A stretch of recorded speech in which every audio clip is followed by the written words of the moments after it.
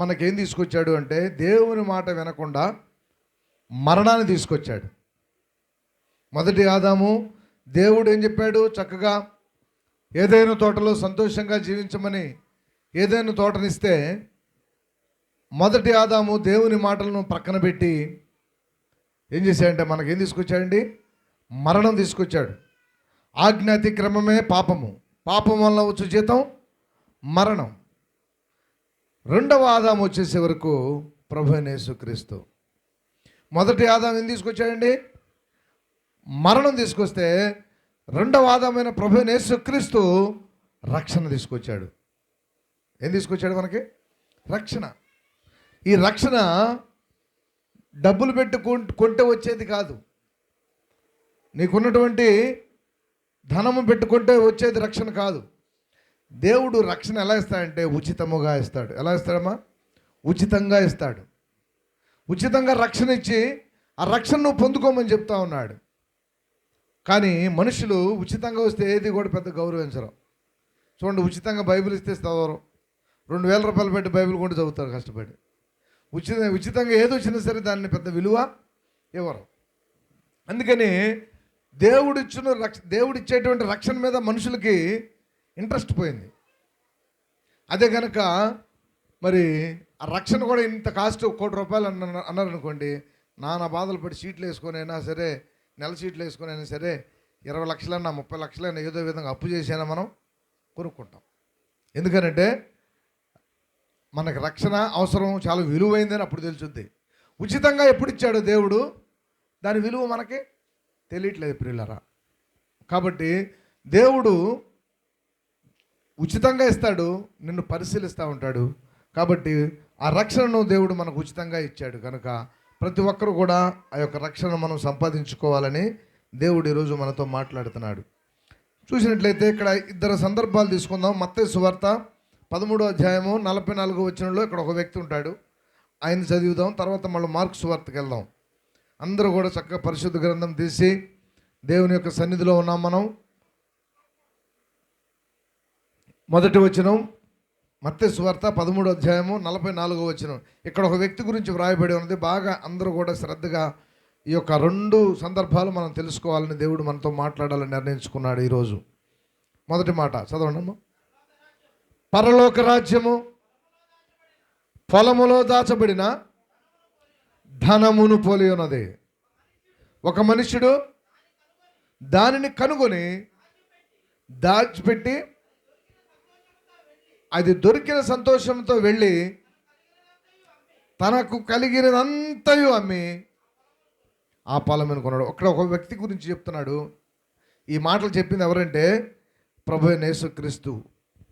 ఆయన యొక్క స్వరముతో చెప్పాడు మనకి ఈ మాటలు. ప్రభు అయిన యేసుక్రీస్తు తన స్వరముతో చెప్పాడు ప్రియులరా.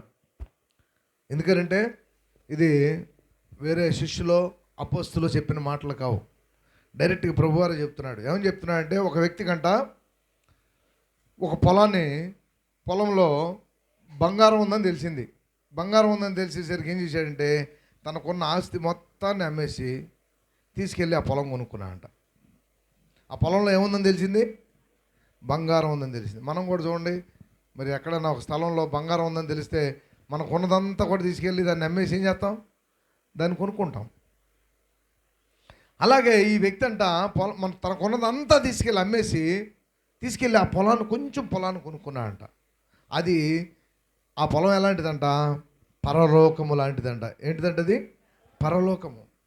పరలోకాన్ని సంపాదించుకోవడానికి ప్రియులారా ప్రతి ఒక్కరూ ఎలా ఉండాలంటే తనకున్నదంతా కూడా ఇచ్చేసైనా సరే ఆ పొలాన్ని సంపాదించుకోవాలి. తనకున్న శక్తిని అంతా ఇచ్చేసైనా సరే ఆ పొలాన్ని సంపాదించుకోవాలి. పరలోకం సంపాదించుకున్నట కొరకు ఏదైనా ఇచ్చేయడానికి సిద్ధంగా ఉండాలి ఈ వచనం ద్వారా. అవునా? ఇక్కడ ఒక మన సందర్భం ఇది స్టార్టింగ్లో తీసుకున్నాం, చివరిలో మళ్ళీ ఇతని గురించి తెలుసుకుంటాం. మార్కు సువార్త 10వ అధ్యాయము 17వ వచనం.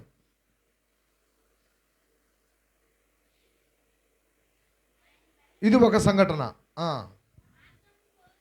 మార్గమున పోవుచుండగా ఒకడు పరిగెత్తుకొని వచ్చి ఆయన ఎదుట మోకాళ్ళుని, సద్బోధకుడా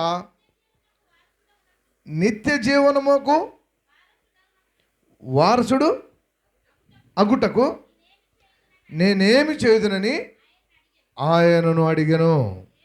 యేసు చాలండి. ఇక్కడ మనం ఇంకొక సందర్భాన్ని తీసుకున్నాం.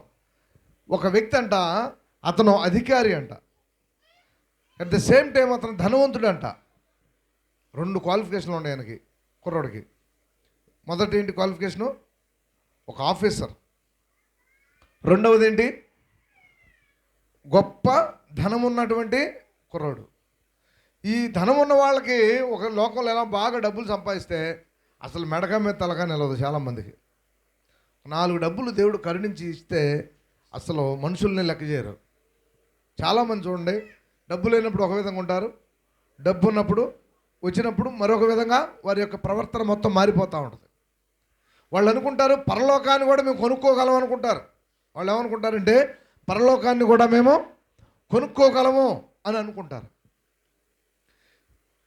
అలాగే ఇక్కడ చూసినట్లయితే ఒక కుర్రాడు అంట పరిగెత్తుకుంటూ వచ్చాయంట అక్కడ దేవుని దగ్గరికి. ఎలా వచ్చాయంటమ్మా? ఆ వచ్చిన చూడండి 18. ఒకడు ఎలా వచ్చాయంటండి?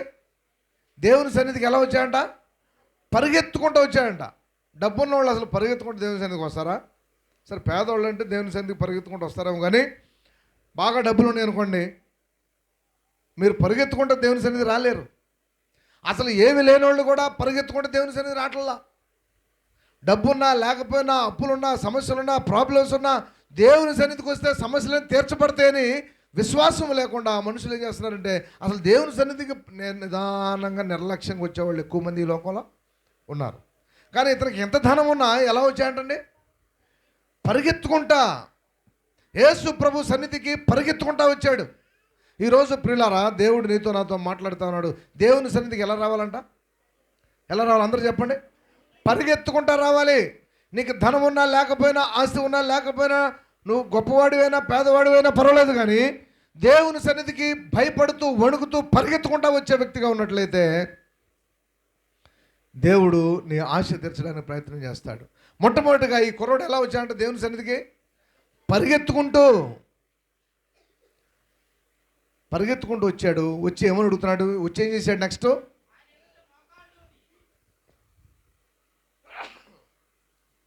ఆయన ఎదుట ఏం చేశాడమ్మా? మోకాళ్ళు వేసాడు. ఫస్ట్ పరిగెత్తుకుంటూ వచ్చాడు. రెండో పని ఏం చేశాడు చెప్పండి? రెండో పని ఏం చేస్తున్నాడు చెప్పండి అమ్మా? మోకాళ్ళు వేసాడు. మూడోది ప్రశ్న వేస్తా ఉన్నాడు. ఒక ప్రశ్న, సద్బోధకుడా, నిత్య జీవమునకు వారసుడనగుటకు నేనేమి చేయుదునని. ఇప్పుడు చెప్పాలి సమాధానం. మీరందరూ దేవుని సన్నిధికి వచ్చి అడగాల్సిన ప్రశ్న ఏంటి తెలుసా? ఇది. వ్యాపారానికి డబ్బులు లేవండి, పెట్టుబడి ఎక్కడ దొరుకుతుందో చెప్పండి పాస్టర్ గారు అంటే పాస్టర్ గారు ఏం చేయలేడు. చేస్తాడు? ఏమైనా చేయగలుగుతాడా? ఏం చేయలేడు. లేదంటే అప్పులు తీరడానికి మార్గం ఏంటి అని అడిగినా ప్రయోజనం లేదు. దేవుని సన్నిధికి వచ్చి ఈ యొక్క కుర్రాడు అడిగిన ప్రశ్నని ఈరోజు మనమందరం రోజు అడగాలంట. ఏమడిగాడు? నిత్య జీవనముకు వారసుడొకటకు నేనేమి చేయవలెను. ఏ జీవానికి అంటమ్మా? నిత్య జీవం అంటే అసలు అంటే ఏంటి? మళ్ళీ అది కూడా మనం అడగాలి, ఎందుకంటే కొంతమంది తెలీదు చెప్పాలన్నీ.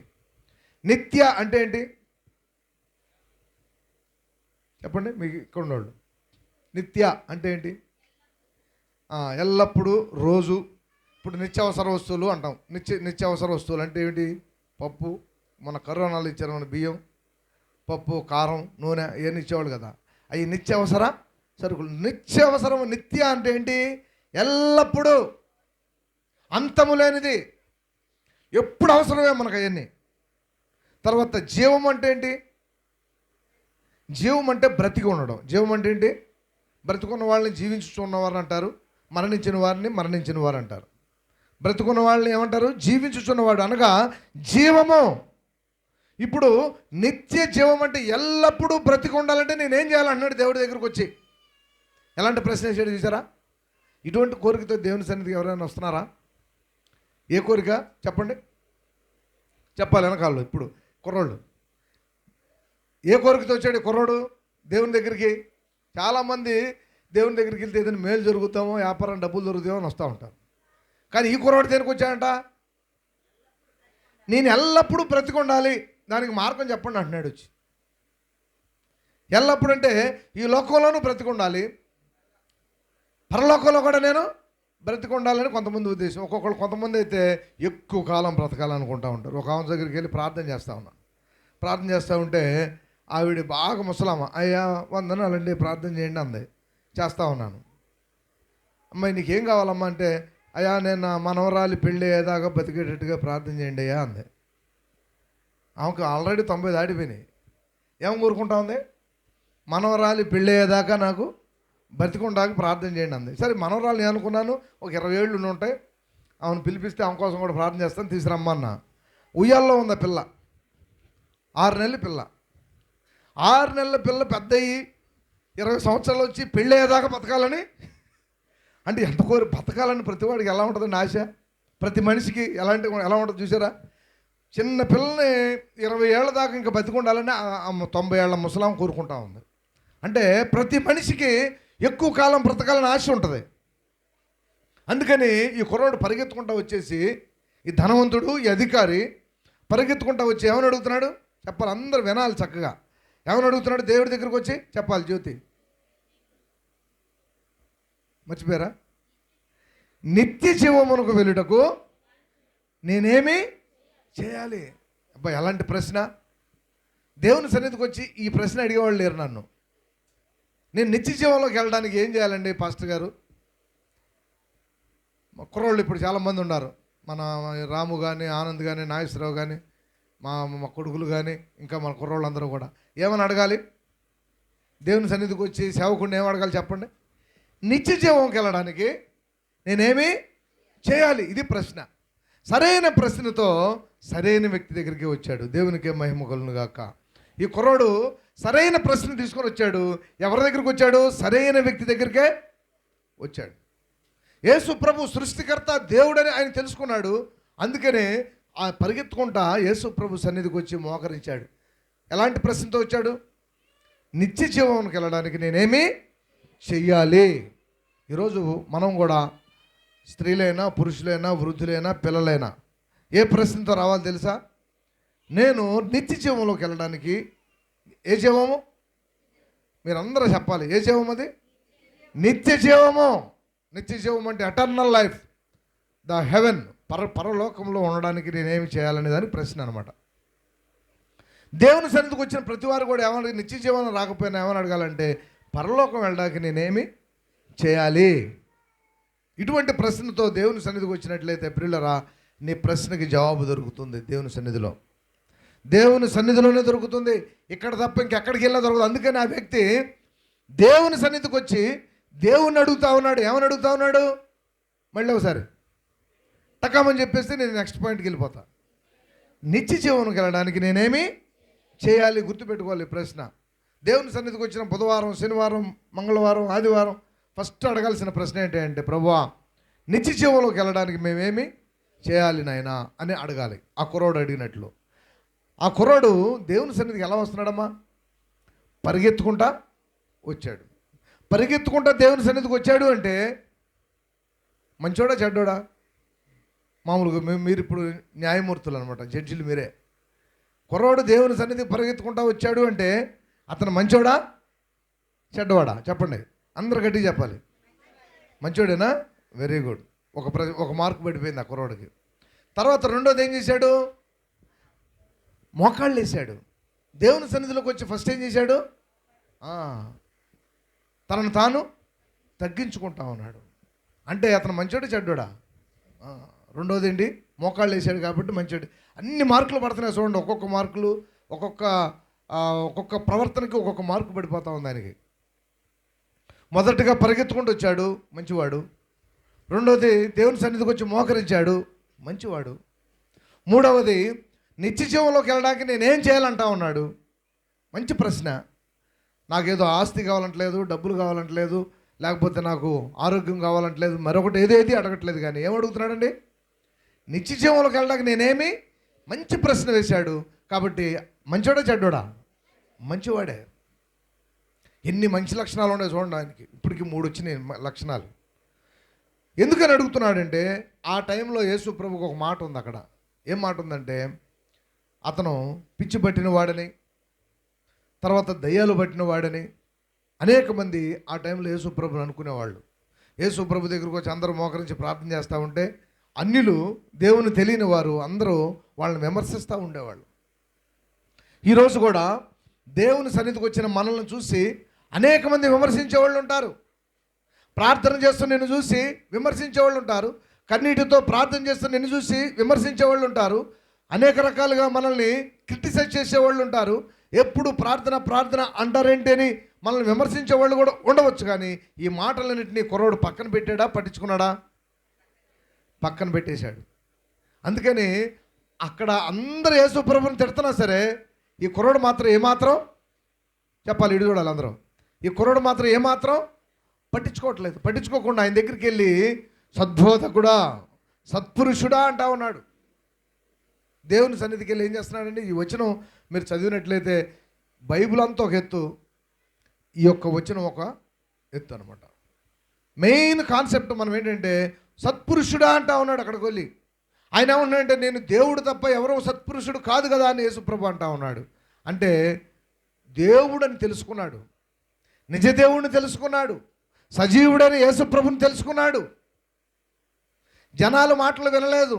ప్రజలు చూడండి, వాళ్ళకి అనుకూలంగా ఉంటే ఒక మంచి మాట మాట్లాడతారు, అనుకూలత లేకపోతే మరి ఒక మాట మాట్లాడతారు. ఎవరో కూడా ప్రియులారా ఒకే మాట మాట్లాడరు. ఎవరికి నచ్చింది వాళ్ళు మాట్లాడుతూ ఉంటారు. వాళ్ళ మాటలు వీళ్ళ మాటలు విని తన యొక్క స్థితిని పాడు చేసుకోకుండా సజీవుడైన యేసుక్రీస్తు దగ్గరికి వెళ్ళాడు పరిగెత్తుకుంటా. ఏమంటున్నాడంటే ఆయన్ని సత్పురుషుడా అంటా ఉన్నాడు. ఏమంటున్నాడమ్మా? అంటే పురుషులలో గొప్పవాడా, దేవుని కుమారుడా అంటా ఉన్నాడు. దేవుని తప్ప సత్పురుషుడా అని ఎవరిని అనకూడదని దేవుడు అంటే, నువ్వు నాకు సత్పురుషుడువే నాయనా అంటా ఉన్నాడు. అప్పుడు దేవుడు ఏం చెప్తున్నాడంటే, చదవండి అక్కడ. యేసు నన్ను సత్పురుషుడని ఎలా చెప్పుచున్నావు?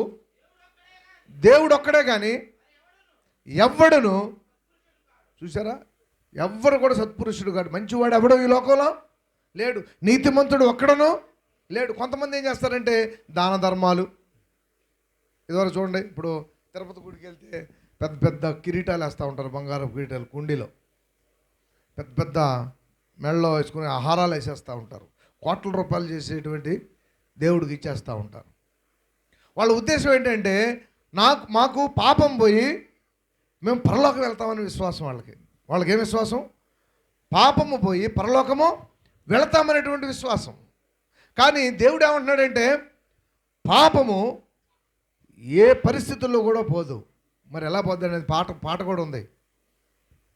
2 మార్గాలు జీవం మరణం, 2 మార్గాలు జీవం మరణం, ఒకటే మోక్ష మార్గము యేసే ఆ మార్గం, ఒకటే మోక్ష మార్గము యేసే ఆ మార్గం, యేసే ఆ మార్గం, ప్రభు యేసే ఆ మార్గం, యేసే ఆ మార్గం, ప్రభు యేసే ఆ మార్గం.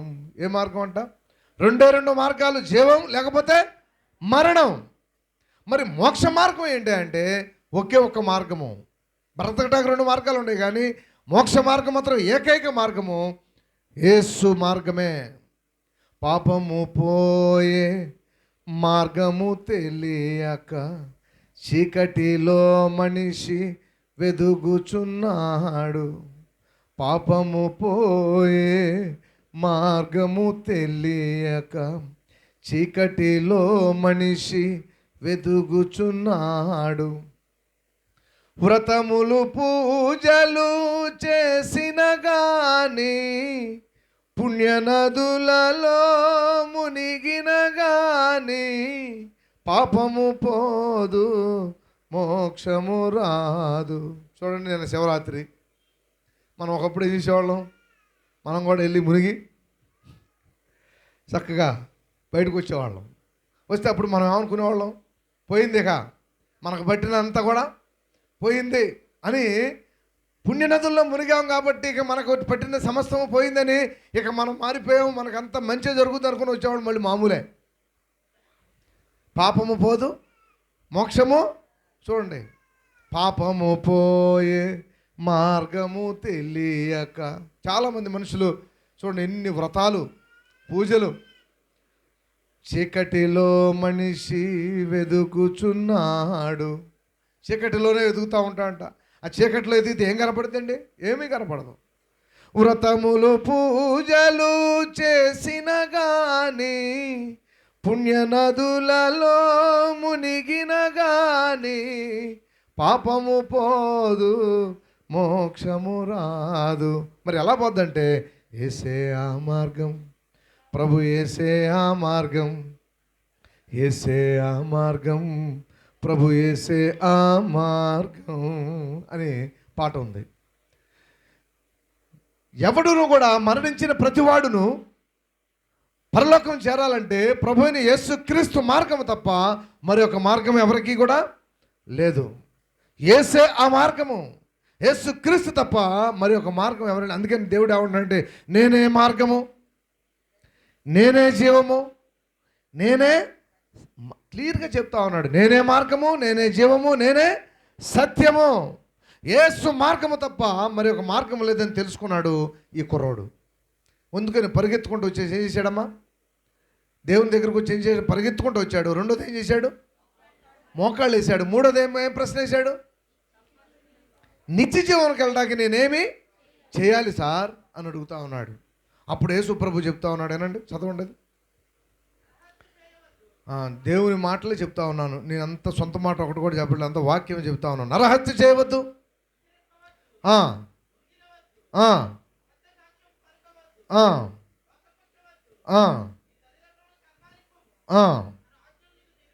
తెలియను కదా చెప్పాను. అందుకు అతడు, బోధకుడా బాల్యము నుండి ఇవన్నీ అనుసరించుచునే ఉంటున్నాని చెప్పాను. చూడండి, మనం కూడా చూడండి, ఫస్ట్ నుంచి మనం రక్షణ పొందిన దగ్గర నుంచి, దేవుని తెలుసుకున్న దగ్గర నుంచి ఇవన్నీ మనము అనుభవిస్తున్నాం, ఆనందిస్తాం. ఇప్పుడు దేవుని సన్నిధిలో పాపాలు ఒప్పుకుంటున్నాం, క్షమాపణ అడుగుతున్నాం, ప్రార్థన చేస్తున్నాం, దశమ భాగాలు ఇస్తున్నాం, కానుకలు ఇస్తూ ఉన్నాం, బలారాధనలో పాల్గొంటాం. ఇవన్నీ చేస్తున్నామా లేదా? అన్నీ కూడా చిన్న వయసు నుంచి, అసలు పుట్టు క్రైస్తవులు అనుకో పక్కాగా చిన్న వయసు నుంచి అన్నీ చేస్తూనే ఉంటారు. ఇప్పుడు మనమైతే కన్వర్టెడ్ క్రిస్టియన్స్ అనుకోండి, పుట్టుకతో ఉన్నవాళ్ళు అయితే కంపల్సరిగా అన్నీ పాటిస్తూనే ఉంటారు. అందుకని ఈ కుర్రోడితో అన్నాడు, నువ్వు ఆజ్ఞలు పాటిస్తున్నావు నాయన అన్నాడు. ఏమన్నాడమ్మా చెప్పండి? 10 ఆజ్ఞలు ఎంతమందికి వచ్చు చూడకుండా? టక్క చెప్పేవాళ్ళు ఎవరైనా ఉన్నారా? అది కూడా చెప్పలేము, నేర్చుకోవాలి. 10 ఆజ్ఞలు కంపల్సరీగా ప్రతి వారికి రావాలి. అందుకని యేసు ప్రభు చెప్పేశాడు టకటకమని 10 ఆజ్ఞలు చెప్పేశాడు. 1 2 3 4 5 6 7 8 9 10 అని 10 ఆజ్ఞలు చెప్పేసరికి ఆ కుర్రోడు అంటున్నాడు, ఈ ఆజ్ఞలన్నీ నేను పాటిస్తానే ఉన్నాను. ఆజ్ఞలు పాటిస్తూ ఉన్నాడు.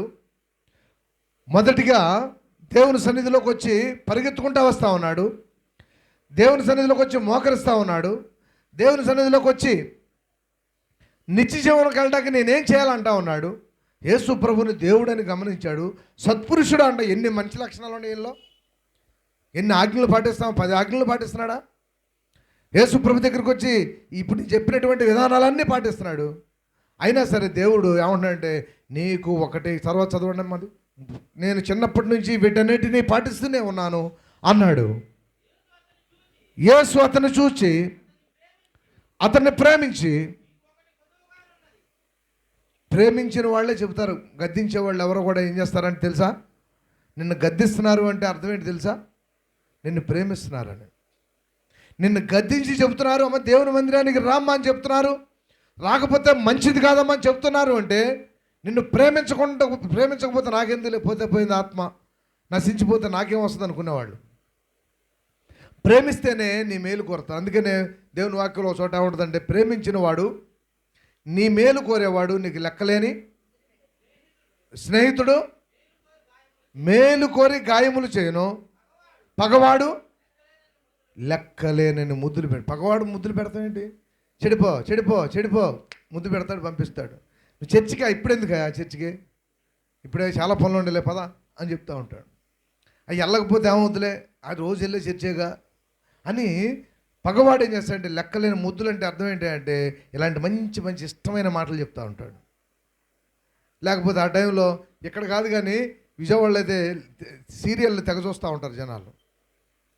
వాళ్ళకి మంచి సీరియల్ వస్తూ ఉంటుంది ఆ టైంలో మనుషులు ఏం చేస్తారంటే ఆ సీరియల్ వైపు మనసుకి పెట్టేసుకొని దేవుని మందిరాన్ని కూడా మానేసుకుంటా ఉన్నారు. సీరియల్ చివరికి వచ్చిందండి, వస్తానని చెబుతుందంట ఒక ఆమె, ప్రార్థన రమ్మంటా ఉంటాయి.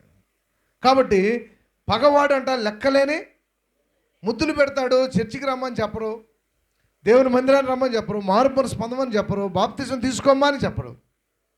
కానీ స్నేహితుడైతే నీ మేలు కోరి ఏమన్నాడు, గాయాలు కూడా చేస్తాడు. అవసరమైతే తిడతాడు. గాయం చేయడం ఏంటి తెలుసా? అవసరమైతే నేను ఏం చేస్తాడు, తిడతాడు. నువ్వు చేస్తుంది తప్పు అని చెప్పి తిడతారు. నువ్వు నరకానికి వెళ్తావమ్మా, నీ కుటుంబం నాశనం అయిపోద్ది, జాగ్రత్త అని చెప్పేసి బెదిరిస్తాడు. ఇది స్నేహితుడు. నీ స్నేహితుడు మేలు కోరేవాడు ఇలా చేస్తూ ఉంటాడు. అలాగే దేవుడు కూడా మన మేలు కోరి ఈ కుర్రోడితో ఏమంటున్నాడండి, ఆయన్ని ప్రేమించి, అప్పుడు ఆ కుర్రోడిని ప్రేమించి చెప్తా ఉన్నాడు. ప్రేమించి ప్రేమించి ప్రేమించి దేవుడు ప్రేమించి ఏమంటున్నాడంటే ఒక్కటి కొదువుగా ఉన్నదయా. చదవండి. నీవు వెళ్ళి నీకు కలిగినవన్నీ ఇటు చూడాలి, అందరూ ఇటు చూడాలి, ఇక్కడికి వచ్చి చదవండి. నీకు కలిగినవన్నీ అమ్మి బేదలకిమ్ము,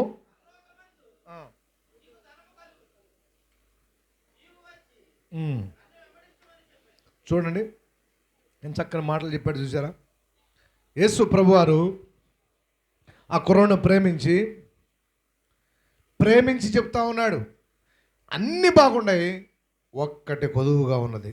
మనుషులందరూ కూడా ప్రియులరా, ఈ కుర్రోడు ఇప్పుడు ఇందాక చెప్పాను నేను, పరిగెత్తుకుంటూ వచ్చాడు. పరిగెత్తుకుంటూ వచ్చినప్పుడు ఏమని చెప్పాను, మంచోడా చెడ్డోడా? మంచోడే. మోకరించాడు, మంచోడా చెడ్డోడా? నిత్య జీవనకి వెళ్ళడానికి నేనేం చేయాలన్నాడు, మంచోడా చెడ్డోడా? దేవుని సన్నిధికి వచ్చి నేను చిన్నప్పటి నుంచి ఇవన్నీ పాటిస్తున్నాను 10 ఆజ్ఞలు అన్నాడు, మంచోడా చెడ్డోడా? అన్నీ బాగున్నాయి, ఒక్కటి కొదువుగా ఉన్నదన్నాడు. ఆ ఒక్కటి కొదువు చెప్పినప్పుడు ఆ కుర్రోడు హృదయం గాయపడిపోయింది. చూడండి, మీరు చేసే తప్పు మీకు వాక్యం ద్వారా చెప్పినా, మీరు చేసే తప్పు ఎవరైనా డైరెక్ట్గా చెప్పినా మనం తట్టుకోలేము. మీరే కాదు, నేనైనా సరే, నా తప్పు ఏదైనా ఉందనుకోండి, డైరెక్ట్గా చెప్తే మనం తట్టుకోలేము. ఈ కుర్రోడు కూడా నీకు ఒకటి కొదవుగా ఉన్నది. ఏంటి కొదవు అంటే ధన సంపాదన వ్యామోహం నీకు ఉన్నది, డబ్బులు సంపాదించాలనే ఆశ నీలో ఉన్నది, ఇంకా గొప్పవాడిని అవ్వాలనేటువంటి ఆశ నీలో ఉన్నది. చూడండి, అందుకని దేవుని వాక్యం ఏముందంటే సూది బెజ్జములో ఒంటె దూరి వెళ్ళినా వెళ్ళవచ్చు, కానీ ధనవంతుడు పరలోక రాజ్యము ప్రవేశించలేడని ఉంది. అదే వాక్యం ఇక్కడ రుజువు అవుతా ఉంది. యేసు ప్రభు చెప్తా ఉన్నాడు, ప్రతి వారికి ఆదివారం వెళ్తే ఒక 500 వస్తాయి, ఈ ఆదివారం ఊళ్ళోకి వెళ్తే సీటు కట్టుకుంటా కుదురుద్ది, ఈ ఆదివారం ఊళ్ళోకి అలా చేసాక ఇన్ని లక్షల రూపాయలు అప్పులు చేసింది. 1 లక్ష 2 లక్షల అలా మనుషులు ఒకరికి 3 లక్షలు చేశారు అప్పులు.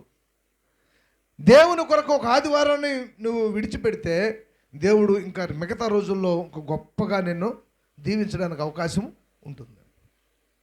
అందుకని ఏమన్నాడు, సూది బెజ్జంలో, చెప్పండి అందరూ, సూది బెజ్జంలో ఒంటె దూరి వెళ్ళినా వెళ్ళవచ్చు, కానీ ధనవంతుడు పరలోక రాజ్యము ప్రవేశించలేడండి. అసలు సూది బెజ్జంలో అంట ఒంటె అక్కడ దూరుద్దండి. అసలు సూది బెజ్జం ఎంత ఉంటుంది, ఎంత ఉంటుంది, ఒంటె ఎంత ఉంటుంది, ఈ చర్చ ఎంత ఉంటుంది ఎత్తు. యేసుప్రభు ఎంత ఎలాంటి ఉదాహరణలు చెప్తున్నాడు చూడండి. సూది బెజ్జంలోంచి అంట ఏం వెళ్ళిపోద్దంట, ఒంటి దూరిపోద్దంట.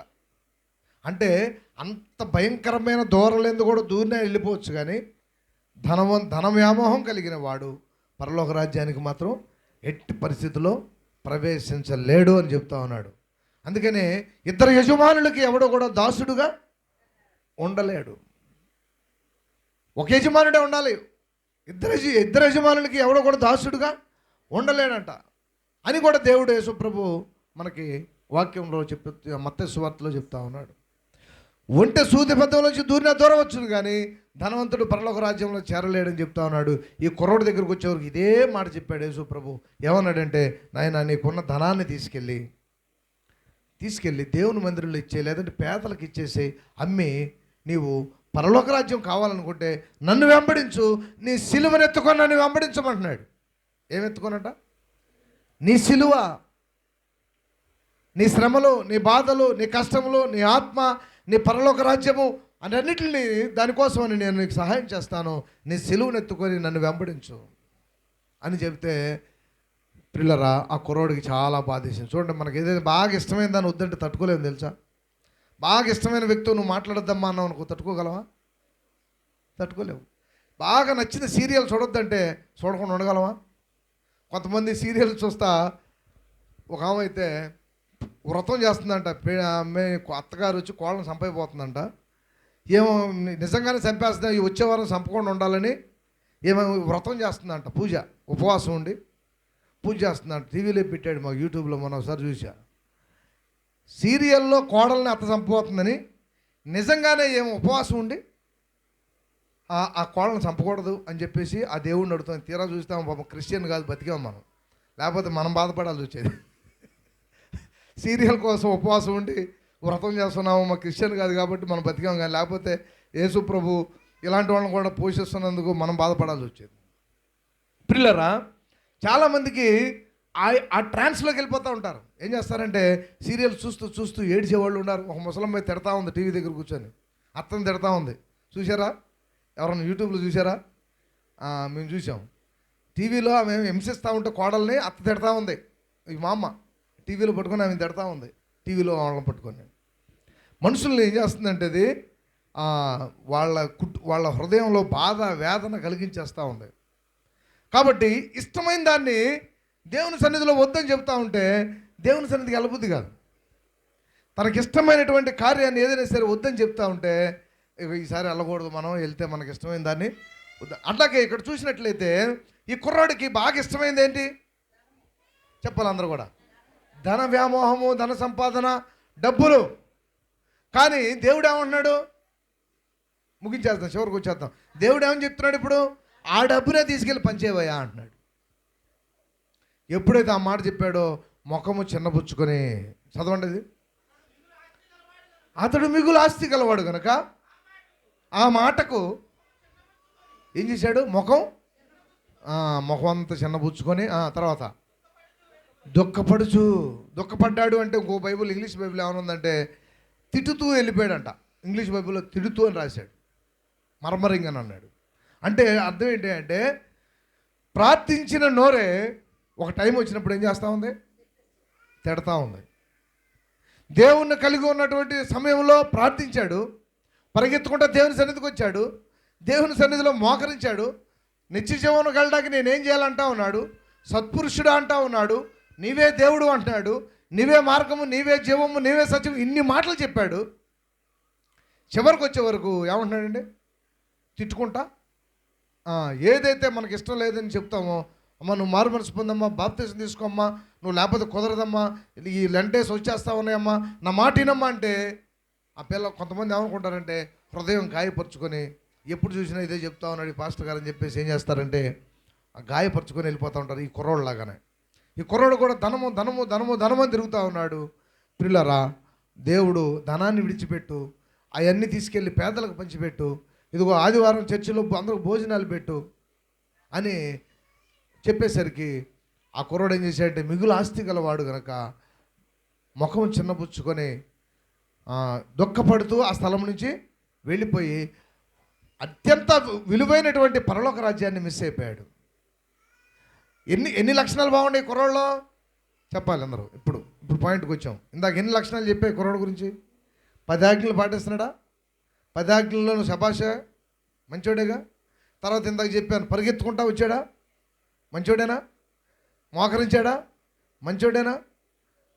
పరలోకం నిత్యజీవంకి వెళ్ళడానికి నేనేం చేయాలని ప్రశ్నించాడా? మంచోడేనా? దేవుడని గ్రహించాడా? మంచోడేనా? సత్పురుషుడా అన్నాడా? మంచోడేనా? నువ్వేం చెప్తే చేస్తా అన్నాడా? మంచోడైనా? చిన్నప్పటి నుంచి ఎన్ని చేస్తున్నా అని చెప్పాడా? అన్నీ బాగున్నాయి. ఒక్కటి కొదువుగా ఉన్నదన్నాడు. ఆ ఒక్కదాని వల్ల పరలోకాన్ని పోగొట్టుకున్నాడు. ఈరోజు ప్రియులారా, మనకు కూడా అన్ని లక్షణాలు బాగుంటాయి. ప్రార్థనకు వెళ్తాం, లేదనుకుంటే దేవునికి అన్నీ కూడా విషయాల్లో కరెక్ట్గా ఉంటాం. ప్రతి వారికి ఏదో ఒకటి మైనస్, ప్రతి వారికి ఏదో ఒక మైనస్ ఉంటుంది. ఏదో ఒకటి చేయకుండా పని చేయాలనిపిస్తుంది, ఏదో ఒకటి చూడకూడదని చూడాలనిపిస్తుంది, ఏదో చిన్న అబద్ధం ఆడే అలవాటు ఉంటుంది. చేసే వ్యాపారంలో ఏముంటుంది? అసలు అరచేతిలో పరలోకం చూపిస్తారంట ఈ షెట్లు అమ్మేటప్పుడు. అయిపోయింది ఇక వచ్చేసింది, టీవీ వచ్చేసింది, పైనుంచి బండి వచ్చేసింది, అది వచ్చేసింది, ఇది వచ్చింది అంటూ చెబుతూ ఉంటే ఆ రాము చెప్పేవాడు ఎదరికి, అసలు వాళ్ళని ఒక్క తెప్పునే కూడా మాట్లాడాలంటగా. అంతేనా? వాళ్ళు తెప్పురుకున్నారంటే మన దగ్గర కొనరు. ఎన్ని మాటలు ఇప్పుడు మౌనంగా ఉన్నాడు, కానీ వదిలితే ఎన్ని మాటలు మాట్లాడగలడు. కామన్గా అసలు అన్ని మాటలు మాట్లాడితే కానీ అక్కడి నుంచి 2,500 రూపాయలు మనకి వస్తాయి. చూడండి, మరి అన్ని లక్షణాలు బాగానే ఉన్నాయి, కానీ ఒక విషయంలో ఎక్కడో మనిషి ఏం చేస్తున్నాడు? పడిపోతా ఉన్నాడు. అలాగే ప్రతి మనిషికి ఎక్కడో ఒక వీక్నెస్ ఉంటుంది.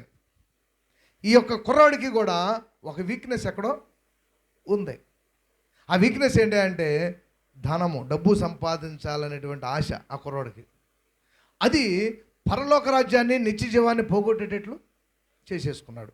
చిన్నబుచ్చుకొని ఏడుస్తూ వెనక్కి తిరిగి వెళ్ళిపోయాడు. వెళ్ళాడు లేదు. ఇప్పుడు వాక్యమే నేను చదివింది, ఇప్పుడు నేను సొంత మాటలేం చెప్పానా? అన్నీ బాగున్నాయి. అలాగే ప్రతి మనిషిలో కూడా ప్రార్థన చేస్తూ ఉంటారు, దేవుని సన్నిధికి వెళ్తూ ఉంటారు. ఎక్కడైనా కాదు, ఎక్కడైనా సరే చెప్తున్నా, అన్ని విషయాలు బాగుంటాయి. ఎక్కడో ఒక విషయంలో దేవునికి దూరం అయిపోతూ ఉంటారు. అది ఏంటనేది నీకు దేవునికే తెలుసు. అది నేను చెప్పే కంటే దేవుని సన్నిధిలో మోకరించి, ప్రభువా ఏ విషయంలో నేను పడిపోతా ఉన్నాను, ఏ విషయంలో నీకు దూరం అయిపోతా ఉన్నాను, నాలో ఏదో ఒక విషయం మైనస్ దాగి ఉన్నది, నీ రాజ్యమునకు వెళ్ళనీయకుండా అది ఆపేస్తూ ఉన్నది, అదేంటో నాకు తెలియజేయ ప్రభువా అని మారుమనసు పొందిన వాళ్ళు అడగాలి. పొందని వాళ్ళు ముందు అర్జెంటుగా నేను బాప్తిజం తీసుకోవాలి ప్రభువా, నిత్య జీవాన్ని కోల్పోతే నేను ప్రయోజనం లేదు తండ్రి, లోకమంతా సంపాదించుకొని తన ప్రాణం పోగొట్టుకుంటే ప్రయోజనం లేదు కనుక ఏమన్నా లేకపోయినా పర్లేదు, కానీ నిత్య జీవం కావాలని ఆ కుర్రాడు చూడండి, ఎంత ధనవంతుడైనా నిత్య జీవం కోసం ఆరాటపడి పరిగెత్తుకుంటూ వచ్చి దేవుని సన్నిధిలో మోకరించి ఏదో విధంగా నిత్య జీవం పొందాలని చూశాడు. ఈ డబ్బుని కావాలనుకుంటున్నాడు, నిత్య జీవం కూడా కావాలనుకున్నాడు. దేవుడు చెప్పాడు, కావాలనుకుంటే డబ్బు తీసుకొని నువ్వు నరకానికి వెళ్ళు, లేదనుకుంటే డబ్బు పేదలకు ఇచ్చేసి నిత్య జీవంలోనికి రా అని చెప్పాడు. డబ్బు కలవాడు కనుక తనకిష్టమైన దాన్ని దేవుడు వద్దంటున్నాడు కాబట్టి దేవుణ్ణే వదిలేశాడు, లోకాన్ని సంపాదించుకున్నాడు. దేవుణ్ణే వదిలేశాడు, పరలోకాన్ని పోగొట్టుకున్నాడు. దేవుణ్ణి పక్కన పెట్టేశాడు, నిత్య జీవంలోకి వెళ్ళకుండాటువంటి అర్హతని పోగొట్టుకున్నాడు. సమస్తమును కూడా ప్రియులరా సంపాదించుకొని తన ప్రాణాన్ని పోగొట్టుకున్నవాడి రీతిగా ఈ కురవాడు వెనక్కి తిరిగి వెళ్ళిపోయాడు. ఇందాక ఫస్ట్ ఒక అతను చదివాము. అతను ఏం చేశాడు? తనకున్నదంతా అమ్మి పరలోకం అనేటువంటి పొలాన్ని కొనుక్కున్నాడు. ఇతనికేం ఉన్నదంతా తీసుకొని వెళ్ళిపోయాడు, పరలోకాన్ని కోల్పోయాడు. చూసారు ఇద్దరు డిఫరెన్స్, ఇద్దరు కుర్రోళ్ళు. ఈ కుర్రోడు ఏం చేశాడమ్మా చెప్పండి, ఇప్పుడు చెప్పాలి. ఈ వ్యక్తి ఏం చేశాడు, ఆ వ్యక్తి ఏం చేశాడు. ఒక వ్యక్తి ఏం చేశాడంటే పరలోకం కోసం తనకున్నదంతా అమ్మేసి పరలోకానికి వెళ్ళడానికి ప్రయత్నం చేస్తూ ఉన్నాడు.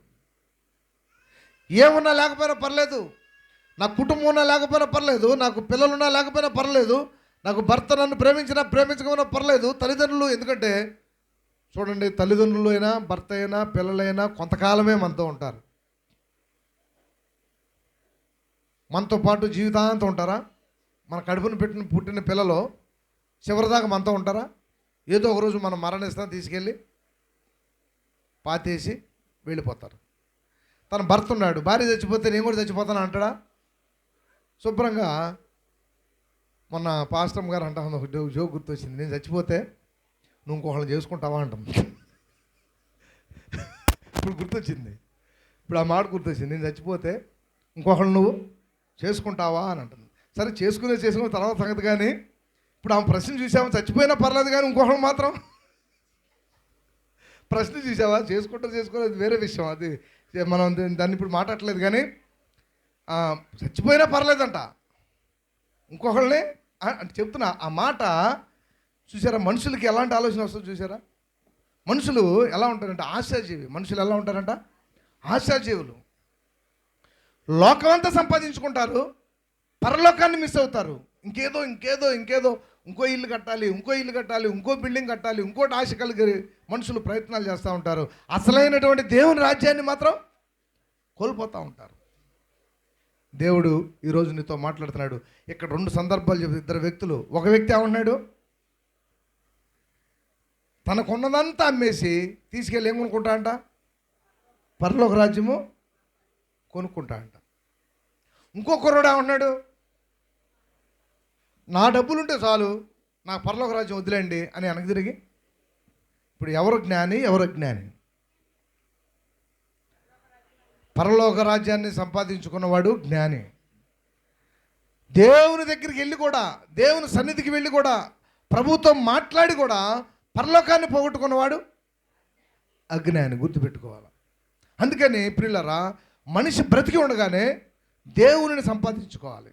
ఎందుకంటే మరణించిన తర్వాత ఇక నేను మారుతాను, చివరిదాకా ఇక మారయ్యా, ఇక మారు అంటే ఇక వస్తా, రేపు వస్తా, ఎల్లుండి వస్తా, రేపు. అందుకని మనం పోయిన 2-3 వారాల క్రితం ఇప్పుడు చెప్పుకున్నాం, దినములు చెడినవి కనుక సమయము పోనీయక సద్వినియోగము అనే వాక్యం విన్నాం. ఏ క్షణంలో ఏం సంభవిస్తుందో మనకి తెలియదు. నేను చెప్పా కదండి, మన విజయవాడలో ఒక అతను దేవుని సన్నిధి రమ్మని ఎన్నిసార్లు చెప్పినా, ఇంటికి వెళ్ళి చెప్పినా వచ్చేవాడు కాదు. మనిషి మంచోడే, దేవుడు అంటే ఇష్టం. ఏమంటాడు తెలుసా? అబ్బో దేవుడు లేకపోతే అట్టా బతుకుతామండి, ఆ దేవుడు చాలా గొప్పవాడు అండి. మరి రండి దేవుని సన్నిధి కంటే వస్తానండి అంటాడు. కాలు జారి ఇంట్లో పంపు దగ్గర కాలు జారి కింద పడ్డా అంట. అంతే, దాదాపు 10 లక్షల రూపాయలు హాస్పిటల్ అయిన చివరికి నేను చచ్చిపోయాడు. ఎంత డబ్బు ఖర్చు పెట్టినా ప్రయోజనం లేకుండా మరణించాడు. వస్తా అంటున్నాడు, దేవుని సన్నిధికి రావట్లేదు, వాయిదా వేస్తా ఉన్నాడు. నేను అన్నాను, నీ ఆత్మని నేను ఇంకో 2 రోజులు యాక్సిడెంట్ అవుతానగా ఇంటికి వెళ్ళి చెప్పామండి, మీరు దేవుని సన్నిధికి రాకపోతే ఒక రోజున ఈ ఆత్మ నరకానికి వెళ్ళిపోద్ది సార్, నా మాట ఏనండి, దేవుని సన్నిధికి వచ్చి బాప్తిజం తీసుకోండి. నీ యొక్క ఏ రోజు ఏం సంభవిస్తుందో మనకి, ఏ రోజు ఏమి సంభవించునో మనకి తెలుసా? చూడండి, యాకోబు రాసిన పత్రిక 4:14 చదవండి. యాకోబు రాసిన పత్రిక 4:14.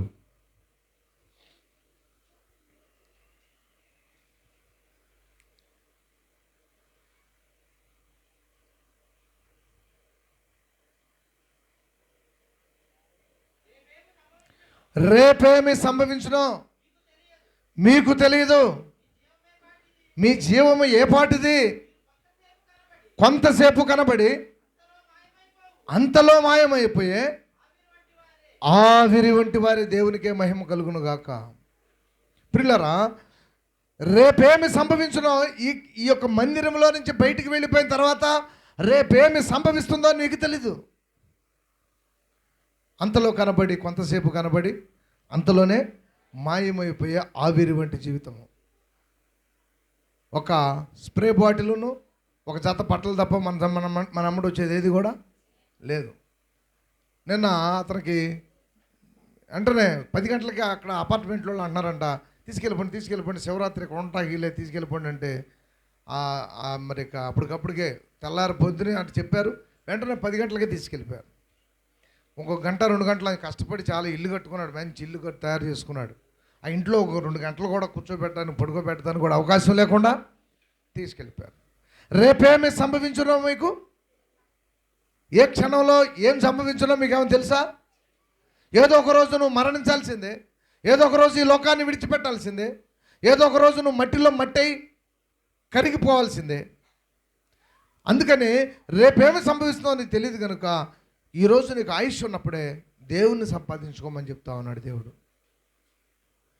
అందుకని ఒక పాట పాడుతూ ఉంటాం, నాకు బలము ఉన్నంత వరకు చేయలేదు నీ కార్యముల్, నాకు బలము ఉన్నంత వరకు చేయలేదు నీ కార్యముల్, బలమంతా పోయాక చేయాలని ఉంది నీ కార్యముల్. నాకు ఓపుకుంటేనా మీతో పాటు చర్చికి నేను కూడా వచ్చేవాడిని, నాకు ఓపుకుంటేనా మీరు ఎక్కడికంటే నేను కూడా అక్కడికి, ఎక్కడ కోటాలంటే అక్కడికి వచ్చేవాడిని అని చెప్తూ ఉంటారు. కానీ బలం ఉన్నప్పుడు ఏం చేస్తారంటే దేవుని సన్నిధికి కాలు కూడా పెట్టరు. నాకు కను దృష్టి ఉన్నంత వరకు చదువలేదు నీ వాక్యము, నాకు కను దృష్టి ఉన్నంత వరకు చదువలేదు నీ వాక్యము, కను దృష్టి పోయాక చదవాలని ఉంది. చక్కగా కళ్ళు బాగున్నప్పుడేమో చదవరు, ఇలా కళ్ళజోళ్ళు వేసుకున్నాక జాగ్రత్త చూసుకోవాల్సి వస్తుంది. బాగున్నప్పుడు చదివావా, ఏమేసారు చదువుతున్నావా, చదవట్లా. తర్వాత కళ్ళజోళ్ళు లేకపోతే బైబిల్ చదవటానికి లేదు, ఎత్తుకోవాల్సి వస్తుంది. ఉన్నప్పుడు ఎన్నో మాటలు అడ్డులు చెప్తూ ఉంటాం. కాబట్టి దేవుడు ఈరోజు రేపేమి సంభవించునో నీకు తెలియదు, దీపం ఉండగానే ఇల్లు చక్కబెట్టుకోమంటాను. నీలో ఆయుష్ ఉన్నప్పుడే నువ్వు దేవునికి మొరపెట్టి ఆ క్షమాపణ ఏదో దేవుని సన్నిధిలో పొందేస్తే ఇక నువ్వు ఆయన రాజ్యమునకు వారసురాలు అవుతావు, ఆయన రాజ్యమునకు వారసుడు అవుతావు. ఆ ఒక్కటి సంపాదించుకొని నువ్వు అలా అలా అలా జీవితాన్ని కొనసాగించినట్లయితే ప్రియులారా, ఈ లోకంలో ఇక నిన్ను మించినటువంటి ధన్యులు ఈ లోకంలో ఇంకెవరు కూడా ఉండరు. అన్నిటికంటే ధన్యులు ఎవరంటే పరలోక రాజ్యాన్ని సంపాదించుకున్న వారు ధన్యులు, నిత్య జీవాన్ని కలిగి ఉండాలని ఆశ కలిగిన వారు ధన్యులు. నిత్య జీవం తప్ప ఇంకే ఆశ మనకి అక్కర్లేదని దేవుడు తెలియజేస్తూ ఉన్నాడు. కాబట్టి ప్రియులారా, ఉచితంగా ఇచ్చిన దేవుడికి ఉచితంగా దేవుడు సమస్తం నీకు ఇవ్వడానికి సిద్ధంగా ఉన్నాడు. మార్కు సువార్త 10:17 మళ్ళీ అని చూసినట్లయితే యేసుక్రీస్తు దగ్గరికి వచ్చి ఏం చేస్తున్నాడైనా మోకాళ్ళు వేస్తూ ఉన్నాడు, తనను తాను తగ్గించుకుంటా ఉన్నాడు. ఎంత గొప్పవాడైనా ఎంత అందగాడైనా నేను ఏ పాటి వాడిని ప్రభా అంటా ఉన్నాడు, నేను ఎందుకు పనికిరాని వాడిని ప్రభా అన్నాడు ఆ కుర్రవాడు. తనను తాను తగ్గించుకున్నాడు, ఎక్కడా కూడా గర్వం లేదు. ప్రార్థన చేసేవాడనే గర్వం లేదు, 10 ఆజ్ఞలు పాటిస్తున్నాననే గర్వం లేదు, కొన్ని ఆజ్ఞలు అన్నిటిని పాటిస్తున్నాడని గర్వం లేదు, చాలా డబ్బున్నవాడు అనేటువంటి గర్వం లేదు. అదేవిధంగా చిన్న వయసు నుంచి నేను ఆజ్ఞలు పాటిస్తున్నాను. కొంతమంది చూడండి, కొంచెం భక్తిలో దేవుడు నడిపిస్తే చాలా గర్వం వచ్చేస్తూ ఉంటుంది మనుషులకి. మాట తీరులో గర్వం, నడకలో గర్వం, ఆలోచనలో గర్వం, పలకరింపులో గర్వం. అందుకని నేను చెప్పాను, గర్వం వచ్చిన వాళ్ళు ఎక్కడికి వెళ్ళాలని చెప్పాను. సమాధి తోట దగ్గరికి వెళ్ళి ఆ ఒట్టుగూడుపాటు రోడ్లోకి వెళ్ళి అక్కడ కుర్చీ వేసి కూర్చుంటే ఉదయం నుంచి సాయంత్రం దాకా రకరకాల వ్యక్తులు తీసుకొస్తూ ఉంటారు. అక్కడికి బాగా డబ్బున్న వాళ్ళు వస్తూ ఉంటారు, బాగా అందగాళ్ళు తీసుకొస్తూ ఉంటారు. అబ్బా ఎంత చక్కగా ఉన్నాడు కుర్రోడు చచ్చిపోయాడు అనుకుంటూ ఉంటారు. చాలా డబ్బున్న వాళ్ళు బంగారాలు పెట్టుకొని తీసుకొస్తూ ఉంటారు. అప్పుడు మనలో ఉన్న గర్వం ఏమైపోద్ది, తగ్గిపోతూ ఉంటుంది. మనలో ఉన్నటువంటి కోపం, మనలో ఉన్నటువంటి గర్వం, మనలో ఉన్నటువంటి అతిశయము దేవునికి ఇష్టం లేనిది. ఈ కుర్రోడికి కోపం ఉంది, అందువల్లనే నీకు డబ్బు బాగా ఉంది, ఆ డబ్బు విడిచిపెట్టిన ఆయన అంటే తట్టుకోలేకపోయాడు. తనకున్నటువంటి అన్నీ తగ్గించుకున్నాడు. కానీ డబ్బు విడిచిపెట్టమనేసరికి కొన్ని విషయాలు మనం అన్నీ సరి చేసుకుంటాం, ఒక్కటి మనకు లోపంగా ఉంటుంది. ఒక్కటి అదేంటో నాకు తెలియదు, కానీ నీకు దేవునికి తెలుసు.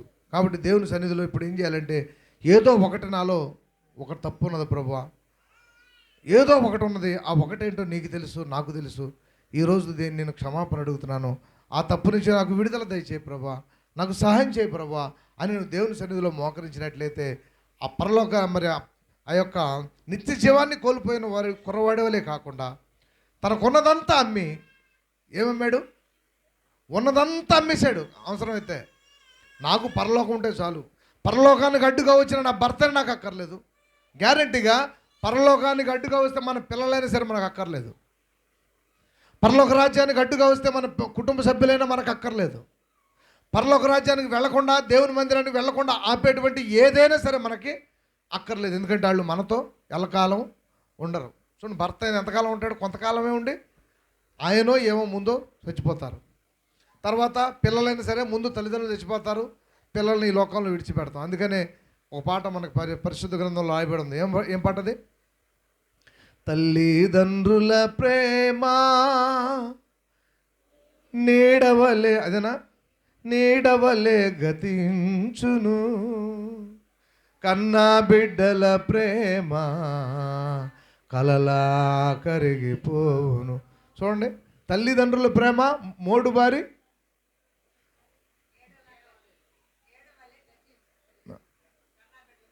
చక్క పాటలు వచ్చేయాలి, నేర్చుకోవాలి, చక్కగా పాత పాటలే కదా.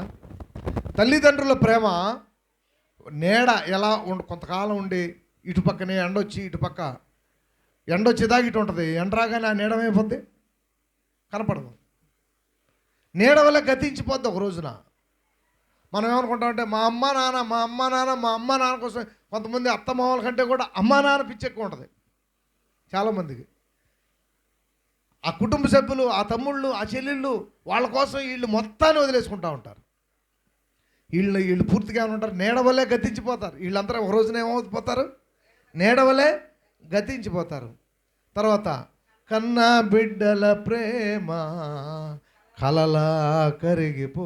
ఎందుకంటే వాళ్ళని వదిలేసి తల్లిదండ్రులు ఏమైపోతారు, వాళ్ళని అలా చూస్తూ వాళ్ళని వదిలేసి మనం మరణానికి వెళ్ళిపోతాం.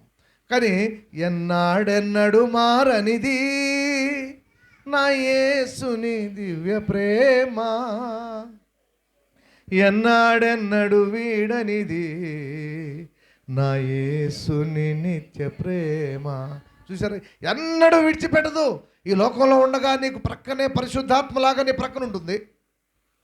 ఈ లోకంలో ఉండగా నీ కష్టంలో ఆదుకుంటుంది ఆ ప్రేమ, దేవుని ప్రేమ. ఈ లోకంలో ఉండగా నీ అవసరాలన్నీ తీరుస్తుంది.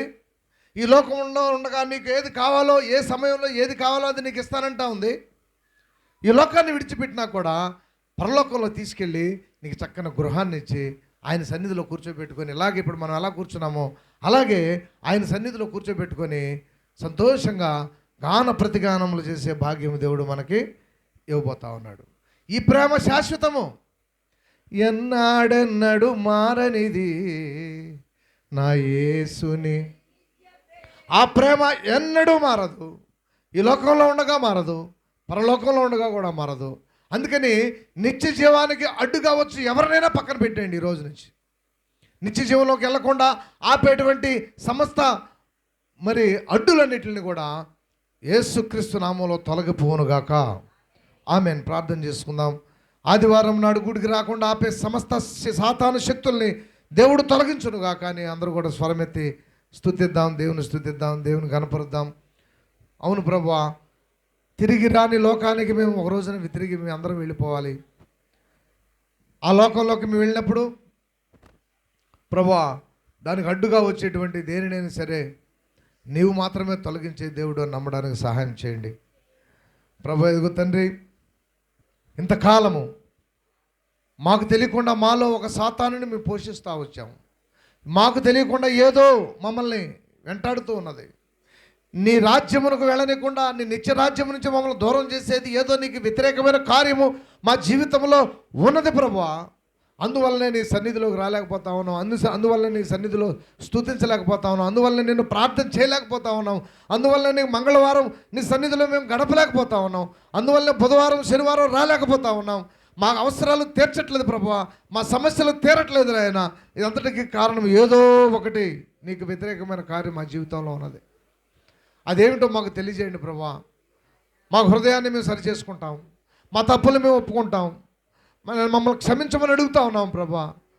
ప్రతి ఒక్కరు కూడా ప్రార్థన చేసే సమయం ఆ కుర్రోడికి అన్నీ బాగున్నాయి, అన్నిటిలో మంచివాడు, పరిగెత్తుకుంటూ దేవుని సన్నిధికి వచ్చాడు, దేవుని సన్నిధిలో మోకరించాడు మంచివాడే, పరిగెత్తుకుంటూ వచ్చాడు మంచివాడే, నిత్య జీవంలోకి వెళ్ళడానికి నేనేం చేయాలంటున్నాడు మంచివాడే, సత్పురుషుడా అంటా ఉన్నాడు మంచివాడే, నిజమైన దేవుడా అంటా ఉన్నాడు మంచివాడే, నీవే మార్గము అంటా ఉన్నాడు మంచివాడే, చిన్నప్పటి నుంచి ఆజ్ఞలన్నీ పాటిస్తున్నానన్నాడు మంచివాడే. 1-2 కాదు నాయన, 10 ఆజ్ఞలను రెగ్యులర్గా పాటిస్తూ ఉన్నాడు మంచివాడే. అదే కాక యేసు ప్రభు దగ్గరికి వచ్చి అన్ని మంచి లక్షణాలు కనపరిచాడు మంచివాడే. నాయన ఒక్కటి కొదువుగా ఉన్నదన్నాడు ప్రభు. ఆ ఒక్కటి సరి చేసుకోలేకపోయాడు. ఆ ఒక్కదాని విషయంలో హృదయం గాయపడిపోయింది. ఆ ఒక్కదాని విషయంలో ముఖం చిన్నబుచ్చుకున్నాడు. ఆ ఒక్క విషయంలో ఆయన వెనక్కి తిరిగి వెళ్ళిపోయాడు, నిత్య జీవాన్ని కోల్పోయాడు ప్రభా. పరలోక రాజ్యాన్ని మిస్ అయిపోయాడు ప్రభా. ఎంత అవివేకినైనా, ఎంత అజ్ఞాని ప్రభా. ఇన్ని విషయాల్లో మంచివాడే కానీ ఒక విషయంలో అజ్ఞాని అయిపోయాడు కదా. మేము కూడా జ్ఞానులు అని అనుకుంటున్నాం కానీ మేము కూడా అజ్ఞానులమే ప్రభా. పరలోక రాజ్యాన్ని మిస్ అయిపోతా ఉన్నాం. బాప్తిజం తీసుకోమంటే తీసుకోలేకపోతా ఉన్నాం. మారండి అంటే మారలేకపోతా ఉన్నాం. రెగ్యులర్గా దేవుని సన్నిధి రండి అంటే రాలేకపోతా ఉన్నాం. మమ్మల్ని క్షమించిన ఆయన అని ప్రార్థన చేసుకుందాం. దేవుని సన్నిధిలో మొరపెట్టి ప్రార్థన చేద్దాం. దేవుడు ఈరోజు నాతో మాట్లాడారు అనుకున్న వారు ఒకళ్ళు ప్రార్థన చేయండి. మిగతా సమస్తం సమకూలు జరిగించాలి. ఒక్కళ్ళు ప్రార్థనలో కొనసాగుదాం కొద్ది నిమిషాలు. నిత్య జీవమునకు నేనేమి చేయాలని అడిగిన ఆ కుర్రవాని వల్లే నేను ఉన్నానా? అన్ని మంచి లక్షణాలు కలిగి ఉన్న ఆ కుర్రవాడు చివరికి నీ రాజ్యమును కోల్పోయినాడు.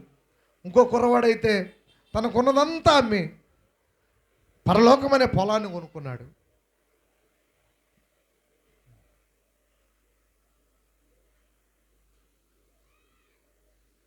ఒక్కళ్ళు ప్రార్థన చేయండి అమ్మ. ఎవరైనా రజనీ సిస్టర్ గారు చిన్న ప్రార్థన చేయండి.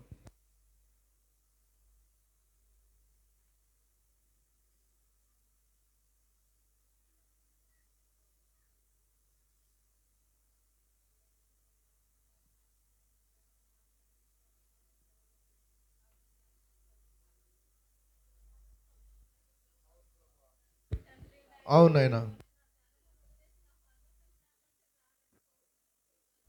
అవును తండ్రి, సహాయం చేయం. ఒక్కటి ఉండిపోయింది నాయన. అదేమిటో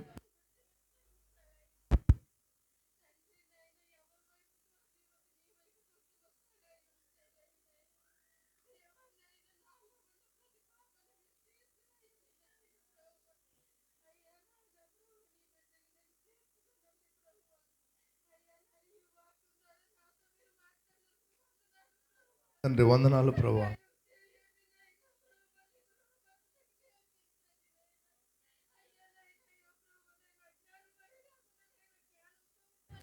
సహాయం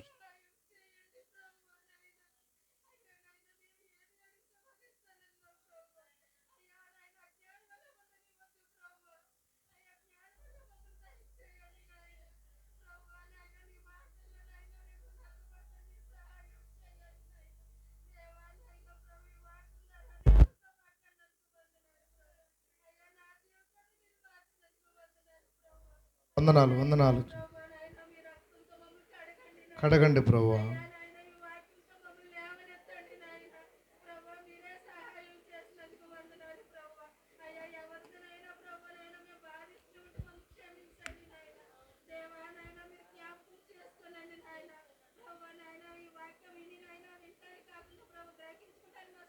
సహాయం చేయమని.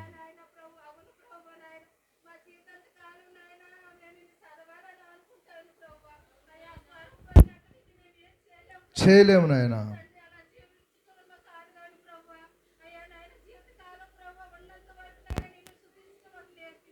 నేర్పించండి ప్రభు.